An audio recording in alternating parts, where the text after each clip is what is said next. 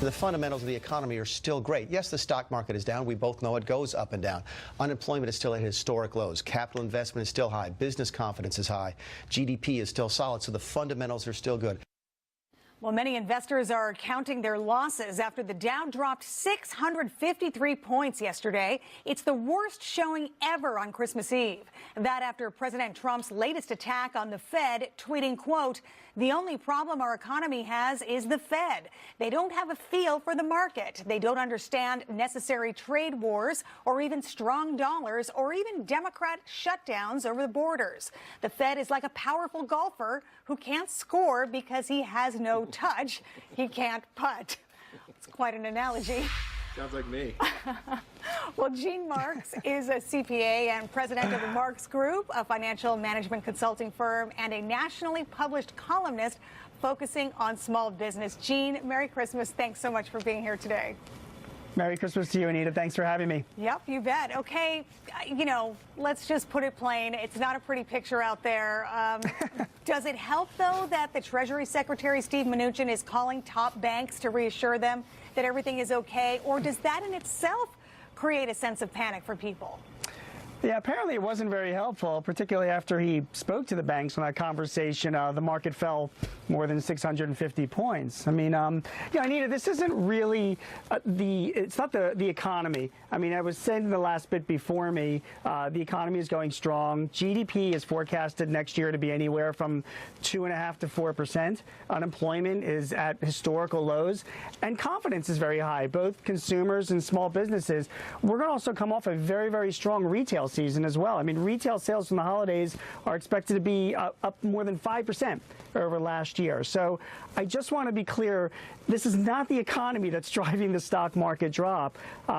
Yeah, the president's comments don't help. The Treasury Secretary's move to calm markets didn't help. But what's really going on is the rise in interest rates. And let me explain that a little bit further. Back in the day, for the past 10 years at least, you and I and most of your viewers didn't have a lot of choices where to spend our money or invest our money because interest rates have been so low. I mean, interest rates were near zero right after the recession, and now they are the highest they've been in the past 10 years. That's what the federal funds rate is now. So I think what's that providing for a lot of us is more options. Before, where would you put money, other than the stock market or under your mattress? Now we can save money. We can buy bonds. We can put money in money market accounts.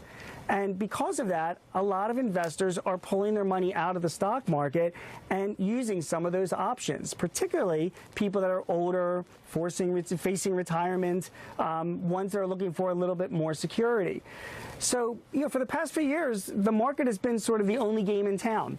And that's why we've seen the market increase so much. Other factors also contributed.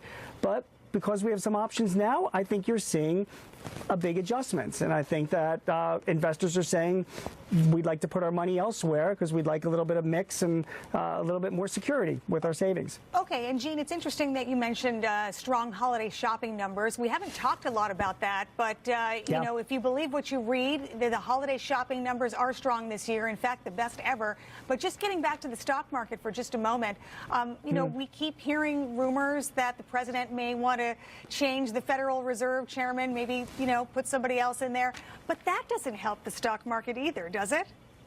No, it doesn't. I mean, the president, I think, has been told by his advisors that he really is unable to change. You can't really fire the head of the Federal Reserve, and the signals that would give to the markets would be bad and cause even more volatility.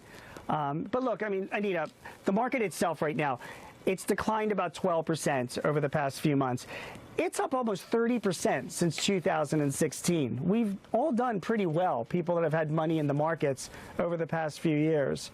So the fact that it's declined so much and been in a correction, that's not good.